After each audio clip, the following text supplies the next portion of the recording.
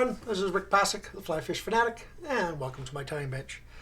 Today, an old pattern, but a classic pattern, the Brassie, however you want to pronounce it. Super simple to tie, super effective pattern, and it's been around for a long time. A lot of people stopped using it just because it's an old school pattern, but really good pattern still. So here we go. So in the device today, we have a Hends BL254 in a size 12. I'm going to be using some Semperfli Nanosilk in black. I'm going to be using some Semperfli 0.2 mil red wire. And I'm going to be using some Peacock Herl. That's all she wrote. Super simple.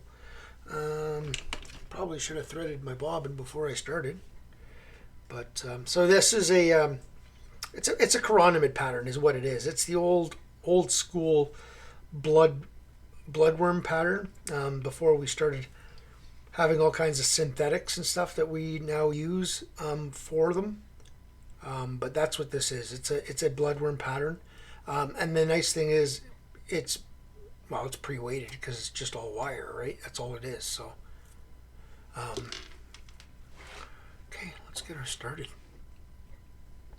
The only not tricky part, but the only finicky part with this one is the Peacock Herl.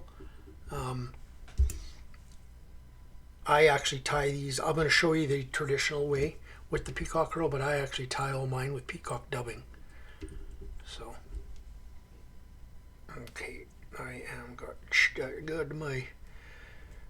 my bobbin is stuck. Just give me a second here. There we go. Twisted it when I threaded it. So, I'm just going to come up, back up to the front here. Make sure I got thread all the way to the front. Come back just a bit, and then I'm going to take my wire. Now, if you've got a larger wire than a 0.2, use it. And it depends on the profile you're wanting to, right? So, I'm just going to tie this in right from the front here, along my side.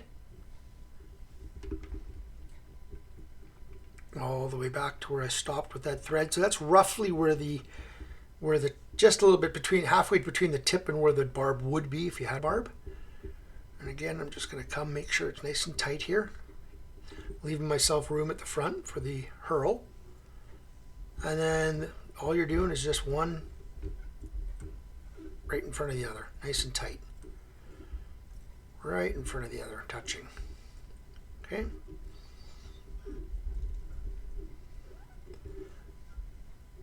Now, if you wanted this thicker, you could go back over it again, back and forth. But you want to keep it fairly thin profile. One more. But it would be, if you had the slightly larger wire, it would be better. But this is what I have in red. I've got it in copper, but I didn't want to do it in copper because this is the traditional. So, okay, so there's the... Gonna focus that, make sure that's focused good. And there's the body portion. Now I'm gonna take two Herls. And the reason I say I do almost all of mine now with Peacock dubbing is because I Peacock Herl is the weak spot, right? It's the one that's gonna tear and rip and come apart, right? So now I'm just going to come back to the back here, right where I'm going to start, and I'm going to pull my thread out, and this is just going to help it a bit. I'm just going to wrap it around the thread a dozen or two times, and then just going to grab it and use that to make my see, and I cut it off because that's the danger with the GSPs, because they're so strong and sharp that they will do that, right? So try that one more time.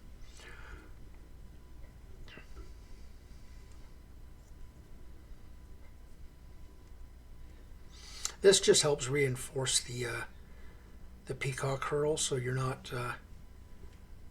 getting that.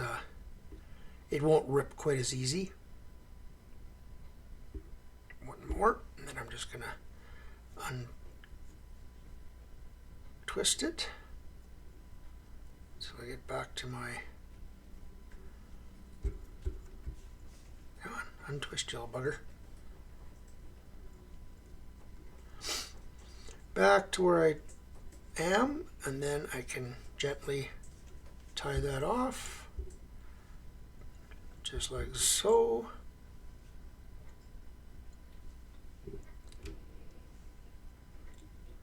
Stroke that back. Take my whip finishing tool.